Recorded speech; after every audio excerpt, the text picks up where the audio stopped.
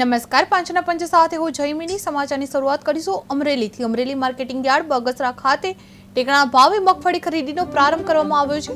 આ કામગીરીમાં પ્રાંત અધિકાર કેવી નંદા, મામલતદાર પ્રશાંત ભીંડી અને ખેડૂત વિભાગના અધિકારીઓ હાજર રહ્યા હતા. આ વર્ષે અમરેલી જિલ્લાના 5 કેન્દ્રો પર મગફળી ખરીદી શરૂ કરવામાં આવી છે, જેમાં બગસરા માર્કેટિંગ યાર્ડ પર 5407 ખેડૂતોએ નોંધણી કરાવી હતી, જ્યારે પહેલા દિવસે 5 ખેડૂતોએ ટેકાના ભાવે મગફળી વેચાણ કર્યું હતું. ખેડૂતોએ સરકારને વિનંતી કરી છે કે કમોસમી વરસાદથી કાળી પડેલી મગફળી પણ ખરીદવામાં આવવી જોઈએ, જેથી તેમનું નુકસાન ઓછું થાય. આ પહેલ ખેડૂતો માટે ન્યાયપૂર્ણ ભાવ સુનિશ્ચિત કરવા અને ખેડૂતો આર્થિક સુરક્ષા માટે મહત્વપૂર્ણ પગલું ગણાય છે.